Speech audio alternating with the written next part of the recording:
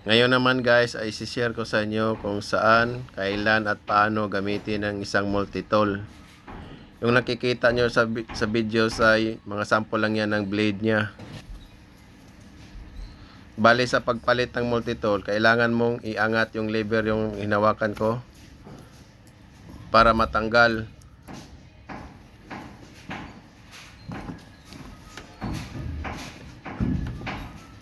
At ikaw na mamili kung porme yan sa anong gagawin mo. Yung kaya niyang pasukin kasi yung multi-tool guys ay yan yung isang cutting tool yan na hindi na ginagamit pag hindi kaya ng mga ibang cutting tools natin katulad ng circular, cyber saw. Yan ang ginagamit pang dukot kasi yan.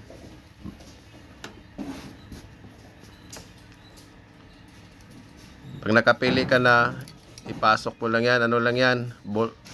Threaded lang yan.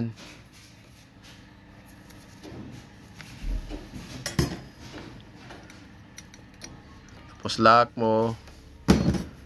Then, ibaba mo yung lever para hindi siya matanggal pag nag-ooperate na.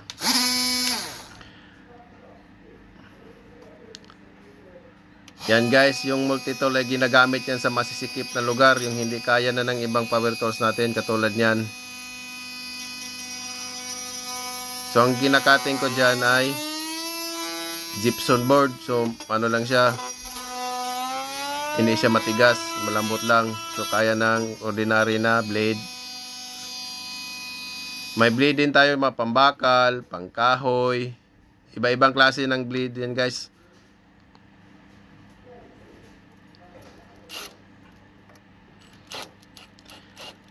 At saka yung blade na yan,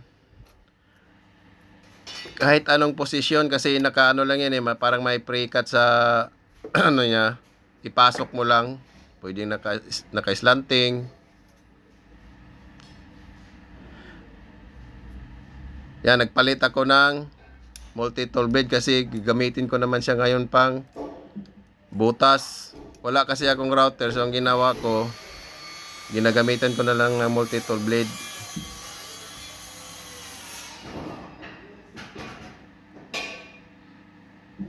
So para-paraan lang pag wala kang tools na iba na para sana doon sa gagawin mo, hanap ka na lang ng ibang paraan.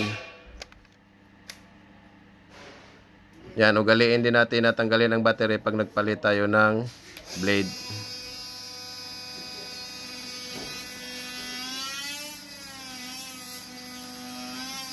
Ganyan lang guys, tapat mo lang sa drawing mo.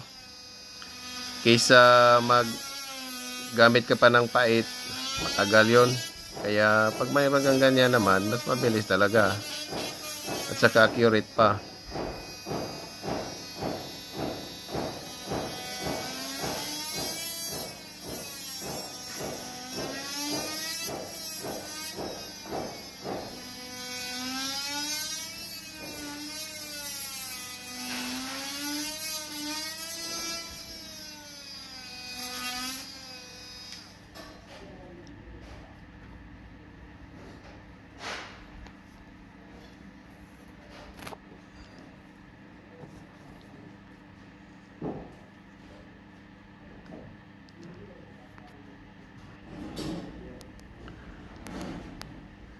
Yan yung sample guys, oh.